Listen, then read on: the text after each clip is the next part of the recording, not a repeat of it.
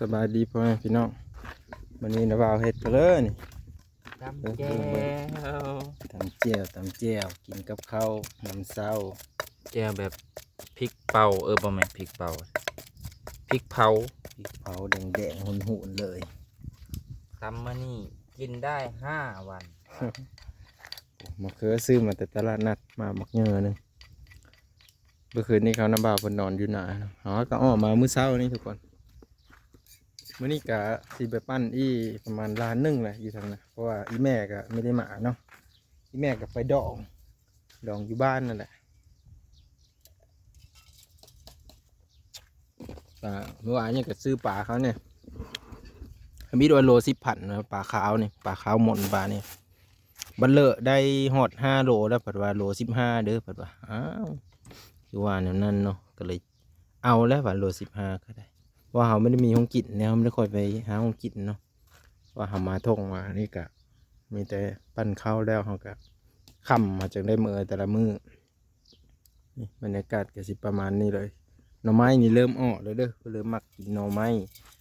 มาหารถอยู่แถวทงหลอนแดงบอนเขามีห้ามกับมีบอนเขาห้ามกับมีเนาะซ้ำหากินนี่หาได้อยู่ที่แม่เฮาไปหาเมื่อวานนี่กะยังได้อยู่เด้พอได้กิน4-5 หน่ออยู่เมื่อคืนนี้เมื่อวานนี่ฮะก็เลยเมื่อกระเดึกแน่เมื่อคืนนี้กะเมื่อฮอดกับพอดี9 โมงเลย9 โมงกินข้าว10 โมงกินข้าวกินน้ำแล้วก็นอนตื่นเช้ามาแล้วก็มาแต่เช้าเนาะเมื่อนี้ก็สิได้ค้นข้าวแน่เนาะค้นข้าวแน่แล้วก็ปั้นข้าวแน่ปั้นข้าวก็สิประมาณ1 ล้านหรือ2 ล้านนี่แหละเพราะว่าไม่มีคนแน่นะมีแต่สุ่มเหา3-4 คนก็ติดตามไปทำกันเด้อพ่อแม่พี่น้องเนาะมาแล้วสีรีวิวเขาเบิ่งรถไถเขาก็เอามือแล้วเนาะเขาเอามือแก้เข้ามือแหละจนนั้นเขาออกมาจนนั้นเขาก็สิได้กินข้าวแล้วก็จึงไปปั้นเนาะก็สีสวายแดดแน่แนะเพื่อเข้ามาดิระยะทางก็ประมาณสาวพู้นแหล้วสาวปลายลักพู้นแหล้วตั้งแต่ถงพี่หอดบ้านเนาะบางคนเขาก็ฮุบมาเลยทางนี้ เขาเริ่มเกี่ยวเขามาจอยไปเสียนไปเพื่อเพิ่นพาไปตึกแฮอยู่มื้อนี้ติดตามเบิ่งนำกันว่าสิได้ไปบ่คันได้ไปก็สิมีวิดีโอออกมาอยู่เพราะว่าเพิ่นเกี่ยวข้าวแน่แล้วก็เพิ่นเคยไปตึกแฮได้ปลาคอเยอะดิสำแฮนสำมันนี่ได้ปลามีอึดอยู่ลุ่มนะมีน้องเพิ่นมีบ่อนหากินเนาะก็สิโซนหม้อนี่แหละไปเพราะว่าเพิ่นก็รู้จักนะคนก็บ้านตะแล้วนั่นแหละทุกคนแต่พ่อเพิ่นคนบ้านตะแล้วมาเอาเมย์อยู่ดอนแดงเนาะนี่อันนี้เพิ่นจะปลาเป็นเดินเป็นป่าไปเมื่อนี่มันสิประมาณนี้แหละแดดอ้อแต่เศร้าอยู่มื้อนี้ก็ได้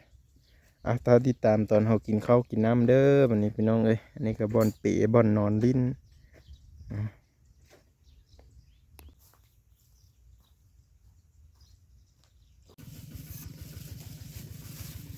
มาเด้อกินข้าวน้ำเด้อกินข้าวเด้อจะโดยเด้อ ข้าวเด้อถึงเวลาแล้วเราต้องกินนะ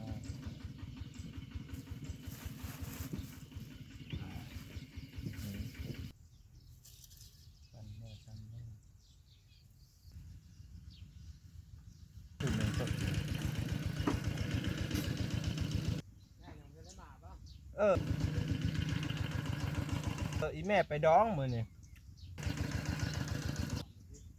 บ่